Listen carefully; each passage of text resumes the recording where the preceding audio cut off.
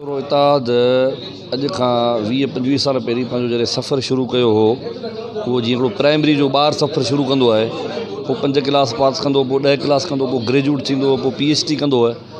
त वक़्त सां गॾोगॾु उनमें तब्दीली, उनमें वाधारो थियो आहे।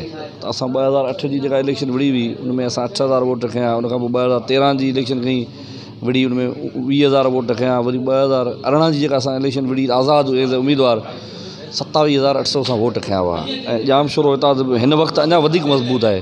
जीलानी ख़ानदान जेको 2018 में ऐं 2015 जी बलदियाती इलेक्शन में पीपल्स पार्टी में हुयो, हींअर उहो हिन वक़्तु जाम शुरू हितां जो हिसो आहे। ऐं तव्हां ॾिठो त अॼु बि जेके नवां दोस्त शामिलु थिया आहिनि, जेके शामिलु थिया आहिनि, उन्हनि जे करे वाधारो ईंदो। इहा कि आवाम जी राय आहे।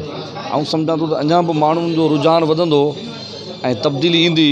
मुक़ाबिलो थियणु घुरिजे। हिकु तरफ़ी जेका बि गेम हूंदी आहे उनमें तब्दीली जो को बि नामो निशान न हूंदो। त असां सम्झूं था त थाणो बुला खान समेत पूरो ज़िलो जेको न हींअर मुतहरिक आहे, पूरो ज़िलो तब्दीली चाहे थो। ऐं पूरे ज़िले में त असांजा तव्हां डॉक्टर सिकंदर शोरे वारा ॾिसो, उन्हनि जी बि तव्हां 2018 में जेका रिज़ल्ट ॾिसी 1015 सभु उहो मैनिपुलेट करे माना उनखे हारायो वियो। ऐं उनखां पोइ कोस्तान में आरफ खान में काबू खान ब्रह्मणी साहब वारा आहिनि। आरफ खान में उनजो बाक़ाइदा तमामु वॾो कोस्तान में इन्फ्लुएंस आहे। आरफ खान समेत मोल ताईं शहरनि जा ॻोठ।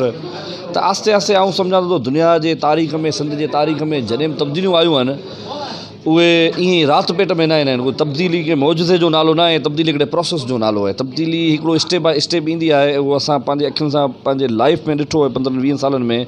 त जेको सफ़र असां 5-7 सालनि में शुरू कयो, उहो हींअर 30,000 वोटनि ताईं पहुतो आहे।